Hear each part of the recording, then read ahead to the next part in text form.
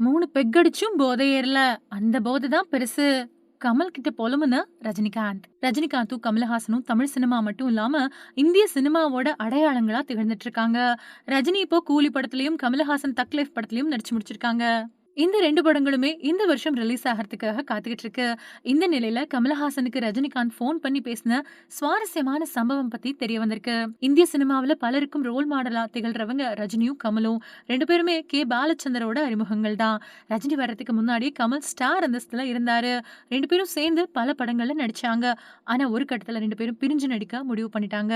கமலஹாசனும் கொஞ்சம் கமர்ஷியல் படங்கள்ல நிறைய ஆர்ட் சினிமாக்கள்லயும் நடிச்சாரு. ரஜினியும் முழுக்க முழுக்க கமர்ஷியல் பாதைய தேர்ந்தெடுத்துக்கிட்டாரு. 2 பேரும் வெவ்வேறு பாதைய தேர்ந்தெடுத்துக்கிட்டாலும், அவங்க 2 பேருமே சேர்ந்தே வளர்ந்தாங்க. அவங்களுக்கு தொழில் போட்டி இருந்துச்சு. அது உண்மதான். அதே சமயம் பொறாம அப்படிங்கிறது கொஞ்சம் கூட இல்ல.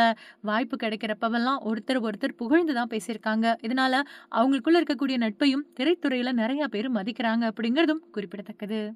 ரஜினிக்கும், கமலுக்கும் 70 வயசுக்கு மேல ஆயிடுச்சு. இந்த வயசுலயும் அவங்க 2 பேரும் தொடர்ந்து நடிச்சுட்டு வர்றதும், சினிமாவுல தீவிரமான தேடுதல்ல இருக்கிறதையும் பார்த்த ரசிகர்களும், வளர்ந்து வரக்கூடிய நடிகர்களும் ஆச்சரியமா பார்க்குறாங்க.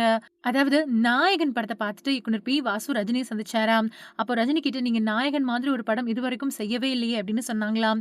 அதுக்கு ரஜினியும், "அப்படியா?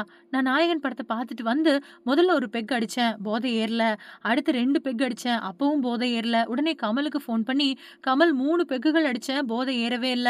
இந்த 3 பெக்குகள் குடுக்கக்கூடிய போதைய விட வேலு நாயக்கர் குடுக்கக்கூடிய போதை அதிகம். பின்னிட்டீங்க அப்படின்னு சொன்னேன்" அப்படின்னு சொல்லியிருக்காரு. இத பி. வாசு ஒரு பேட்டியிலேயே பகிர்ந்துகிட்டாரு.